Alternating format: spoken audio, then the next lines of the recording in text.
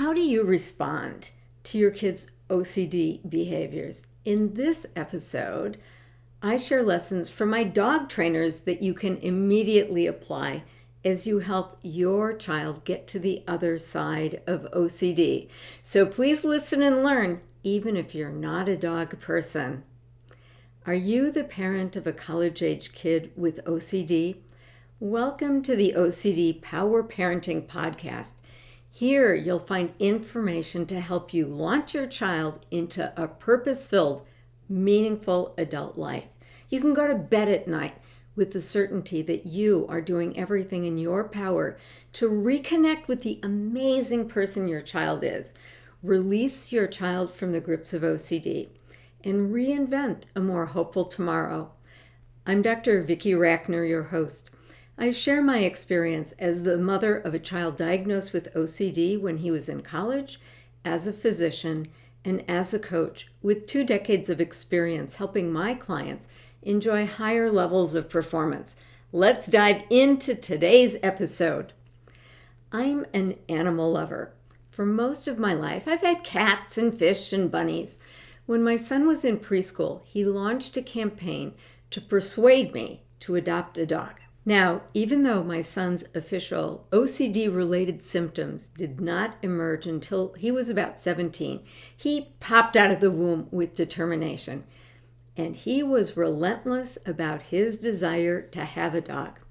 One day I was on the phone with my friend Judy and she said, I just saw the clock, I've got to go. I need to find a dog a home. Her owner died and the neighbors have been showing up a few times a day to feed her.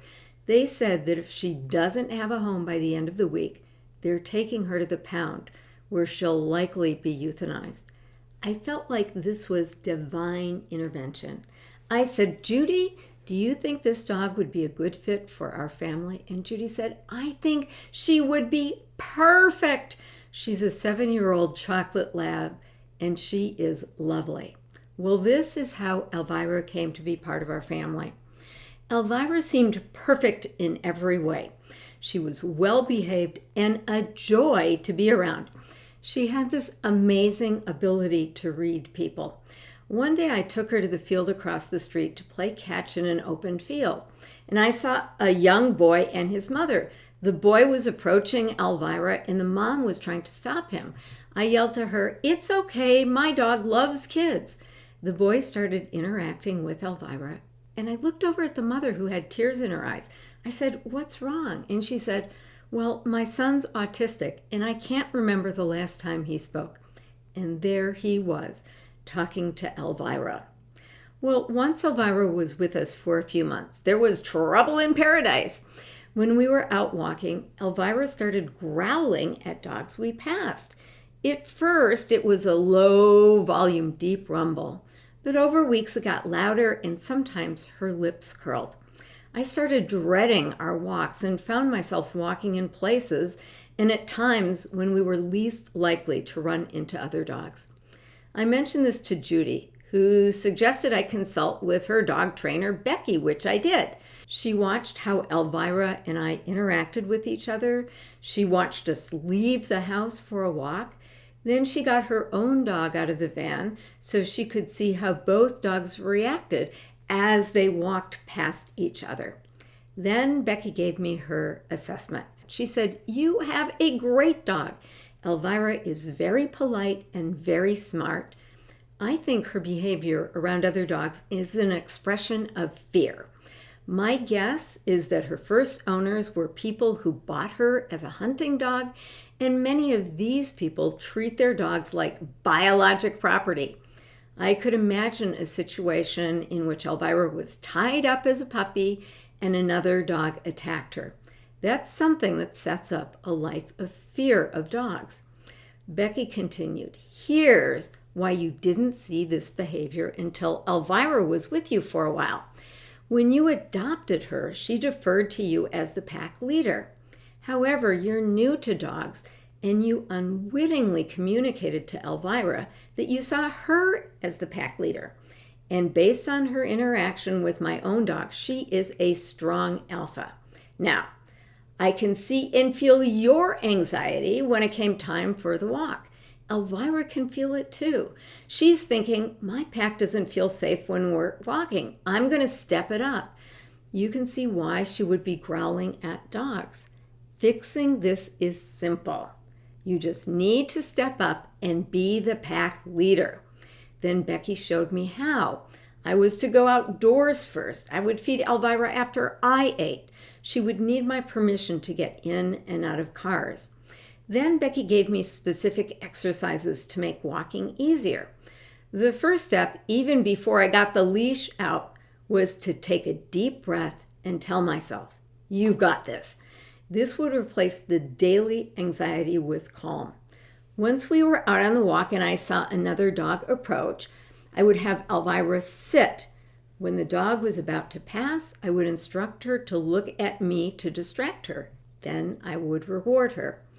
Things got a lot better. Well, Becky warned me that Elvira would always have fear. However, with my leadership, I could create an environment in which she could thrive and behave like the wonderful dog she was. There was a huge lesson here. I thought that the problematic behavior resided on the dog end of the leash. Becky showed me that both the problem and the solution resided on my end of the leash. Well, unfortunately, Elvira was only with us for a few years before she died of cancer, and I miss her to this day. After a period of mourning, my son launched a second Adopt a Dog campaign. He even went on dog rescue websites and found the dog he wanted to adopt. The dog of his dreams was a 9-month-old pup who had been with the rescue organization for most of his life. His mother and her litter of puppies were found under a van on a cold and snowy November day. They listed his breed as Mutt Pup because he was a mutt and he was a puppy. We went to meet him and decided that we would adopt him. And my son thought Mutt Pup would be a great name. Well, it was clear from the get-go that Mutt Pup was one frightened pooch. He was afraid to get in the car to come home with us from the foster family. He was afraid of loud noises. He was afraid of bikes. And he was especially fearful when he was around tall men. We thought that if we gave him time to settle in, he'd put the past behind him and see that he was safe now. That's not what happened. Yes, he got over some fears. In fact, he came to love car rides. Over time, it became clear that his biggest fear was being separated from me. He had separation anxiety. So Mutt Pup would follow me from room to room in the house. If he heard the back door open when I took out the trash, he'd run to the door so I wouldn't leave without him. He refused to leave the house without me. If my son wanted to take him on a walk, I needed to join them. One time, I got them started on a walk and then went back home. But my son tells me that when Mutt Pup noticed my absence, he simply sat down and refused to move forward. The only direction he would go was back to the house. And when he got home, he looked at me right in the eye, lifted a leg, and urinated on a chair. Talk about being pissed off. So how did I respond to Mutt Pup's separation anxiety? I started adjusting my life so Mutt Pup didn't have to be separated from me. I accepted that my son would not be able to take Mutt Pup on walks alone, despite the fact that this was his dog.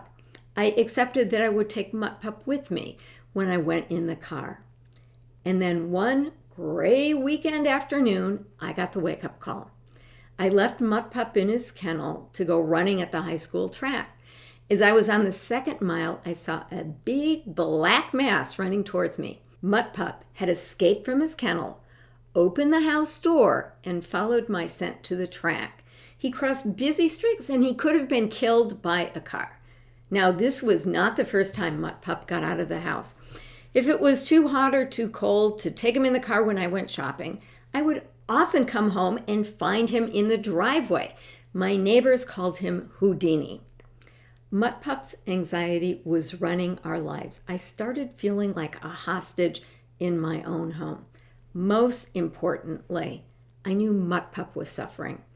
It was time to step up and proactively manage my dog's separation anxiety instead of avoiding it. I consulted with my vet and we made a plan. He recommended a dog trainer who specialized in treating fear and anxiety in dogs. He also gave me medication to help Mutt Pup get through stressful times like the 4th of July. I will never forget the day the dog trainer Christine arrived. She listened to my story and observed my interactions with Mutt Pup. She asked, well, what do you do when Mutt Pup gets scared or has anxiety? I said, I go to him, give him a hug, and say, it's okay, you're safe. Then she offered her assessment. She said, yes, Mutt Pup does have anxiety, and we can do some clicker training to rewire his brain. We can also help him to learn to relax his body and release his anxiety. However, you've got a bigger issue. You have a leadership problem. When Mutt Pup's scared and you go and hug him, you're rewarding that behavior. This reinforces the cycle. You need to step up and be the pack leader.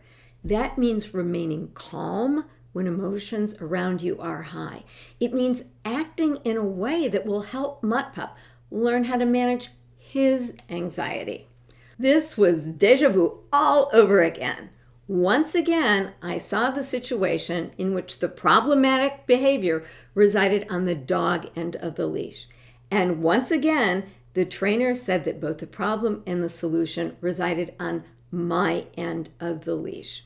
So part of the treatment was a direct intervention with Mutt Pup. She taught me how to do this clicker training. She told me to get a yoga mat and showed me how to help Mutt Pup physiologically relax.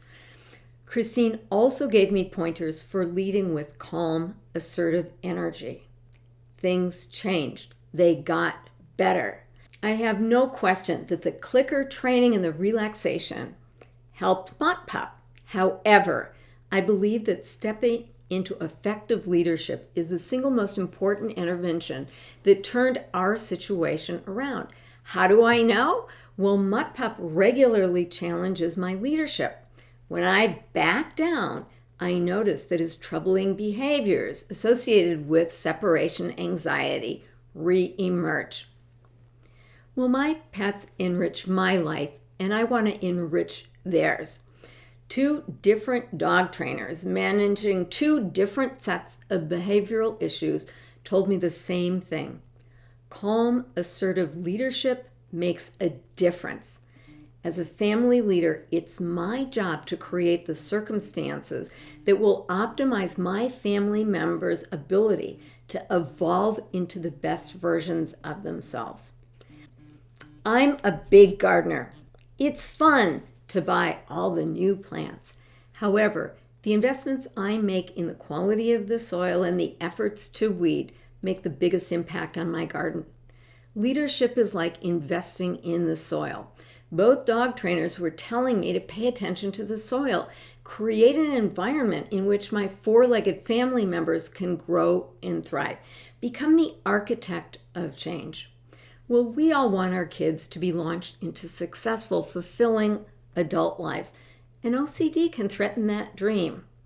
Your actions as a parent can either grow your child's OCD or shrink it. You can be a powerful force of healing. As I reflect on my son's OCD healing journey, I can see many of the lessons from dog trainers I've applied in my own parenting and shared with my coaching clients. And here are some of them. Lesson number 1, every sentient being has a brain that's wired with both wonders and glitches. Yes, Elvira arrived with fear circuitry. Mutt Pup's brain is wired with separation anxiety circuitry. You are here because you have a child who has a brain wiring glitch described as OCD. They have a wiring problem in which the brain offers made-up, unwanted thoughts or images that cause them to have 10 out of 10 anxiety. They've learned to engage in actions we call compulsions to bring their anxiety back down to baseline. And our kids are hard workers who follow through and meet OCD's demands. I already told you that my son popped out of the womb with his perseverance. Now look at his success in persuading me to adopt a dog, not just once, but twice. Dedication is our kids' superpower. Do you remember the movie Bill Durham? The Kevin Costner character said to the pitcher, Nuke, "You have $1 million arm." This pitcher had raw power. The problem was that he had no control. His fastball could wind up anywhere. Your kid has $1 million mind. It's turbocharged. Imagine what they can do once they learn to focus and have control over the direction of their determination. Lesson number 2, learn about the brains of the beings you love. Dogs think differently than people. They interpret our actions differently than a person would. In the human world, when two people arrive at a door, it's polite to let the other go first. It's polite to serve a dinner guest before you serve yourself. However, in the dog world, these actions had a different meaning. When I did these things with Elvira and Mutt Pup, I was telling them that they were the leaders. So learn about OCD. This is a condition shrouded in embarrassment and shame and secrecy. While it's difficult to get good statistics, it's projected that 1 in 40 Americans carries the diagnosis of OCD. The average age of onset of OCD is 19 years. Most parents in online communities I've joined address issues for early onset OCD. Now, I've created a community for parents of kids with late onset OCD. After all, the parenting challenges are different once your kids have car keys and credit cards. But here's the statistic that blows me away and makes me very sad. Do you know how much time elapses between the first symptoms of OCD and the start of effective treatment? It's between 14 and 17 years. So educate yourself about OCD and educate yourself about what it's like for your child to live with his or her brain. It begins with a simple question. What's it like being you? Lesson number 3, your actions have consequences, and sometimes they're unintended. When I first noticed the problematic behaviors with Elvira and Mutt Pup, I do what many people do. I adjusted our lives so that my dogs would be more comfortable. Elvira was growling at dogs. Well, walk her in places where she won't run into dogs. Mutt Pup anxiety about being separated from me. I'll let him be with me. Yes, I wanted to help my dogs experience a high quality of life, and it's uncomfortable living with fear of anxiety. However, when I get completely honest with myself, I could see that their problematic behaviors caused me anxiety. I avoided these circumstances that triggered my dog's fear and anxiety to make my life more comfortable. And that avoidance has consequences. I remember a patient I treated when I was a practicing breast surgeon. A PhD academic scientist came to me for the evaluation of a breast mass. I asked her what made her decide to come in for an evaluation. She said, "Well, my husband is complaining about the smell." That was odd. I'd never heard that one before. When I went to examine her, she had an ulcerated, oozing breast cancer that had eroded through the skin. I'd never seen anything like this before. As I was examining her, she told me about all the things she did to keep her breast clean. She was asking herself a question: what can I do to reduce the smell? The better and more obvious question was, what's causing this smell and what do I do about it? Well, this is an extreme example. We often ask questions that are not the most helpful or the most useful. It's human nature to overlook things we don't want to see. We just adjust our lives to look the other way. Many parents make tweaks in their lives to avoid the problematic behaviors that might be the first clues about the OCD diagnosis. This has 2 consequences. First, it leads to a delay in diagnosis. My son had symptoms for 3 years before he was diagnosed, and I feel pretty embarrassed about this. Second, you could inadvertently be growing your child's OCD. In retrospect, I see how I became part of completing my son's compulsions every time I accepted his confessions or apologies. Think about OCD as a traffic circle. Your child can go around and around in these same thoughts and have a hard time finding the way out. Well, every time they complete the circle, it's easier to do the next circle. You want to make it easier for your child to get out of the traffic circle and pave new neural paths. So you know that danger often resides in the circumstances you don't know or don't see or don't want to see. Make a commitment to look into your blind spots, even when it's uncomfortable. My life has taught me over and over again that the best way to get on the other side of discomfort is to go right through it.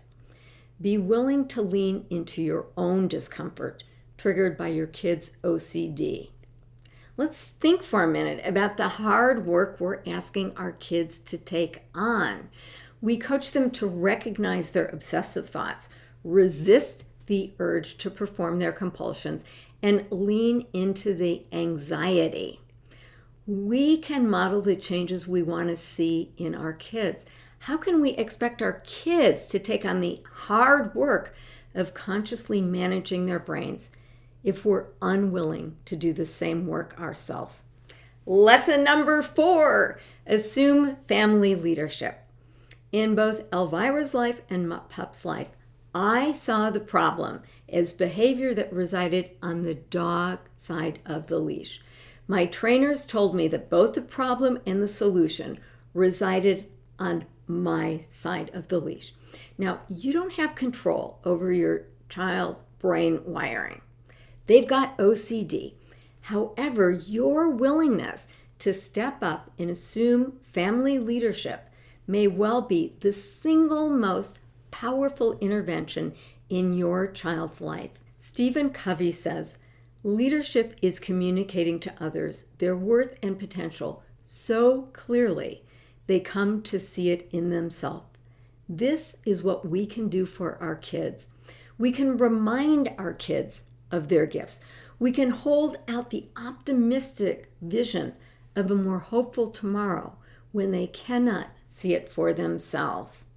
OCD is nothing more than a brain wiring glitch. Imagine going to your kitchen, turning on the light, and having the dishwasher start. Elvira had a fear circuit. Becky told me the switch would always be there and helped me see how to avoid flipping the switch. Right now, our goal is to give your child the tools and skills to take charge of their brains. In the ideal world, the obsessive thoughts become the background noise of their lives and not the force controlling your child's life. They can witness an obsessive thought drift by their conscious awareness, like clouds in the sky, and say, oh, isn't that interesting? My OCD monster just dished up another thought. I'll ignore it and get on with my day. One day, could we cure OCD? When I was in medical school, I was taught that we were born with all the brain cells we'll ever have. Sneeze or drink alcohol and whoops, there go the piano lessons. Neuroscience is exploding.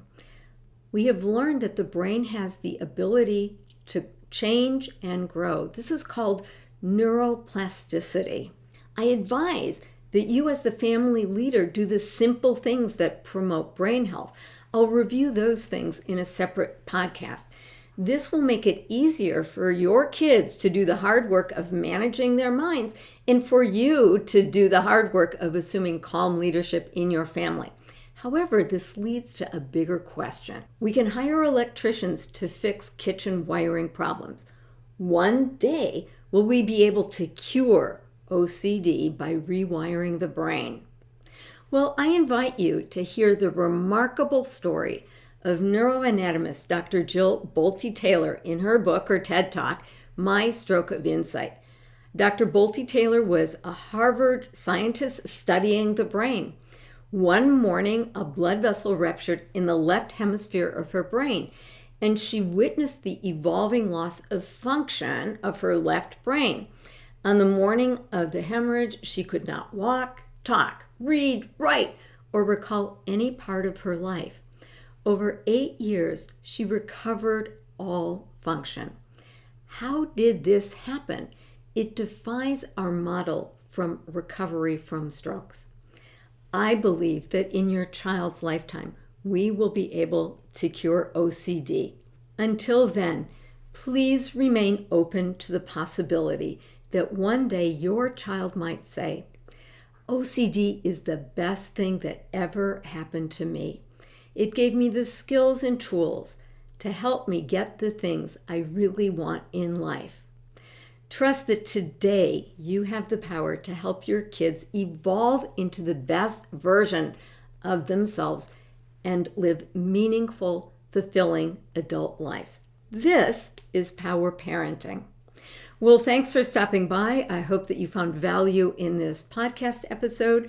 Please feel welcome to share this episode with your families and others who support you, including members of your online communities. Would you like more help? I've carved out time in my schedule to take on several one-on-one coaching clients. This is for parents committed to up-leveling their parenting skills. The focus of the coaching is simple. It's to do the things in your power to help your kids evolve into their full potential. Please feel welcome to schedule a complimentary 15-minute conversation to explore whether this would be a good fit for you. I'll leave the scheduling link in the podcast notes. We'll see you in the next OCD Power Parenting podcast episode. Until that time, move from strength to strength as an OCD power parent. You can do this.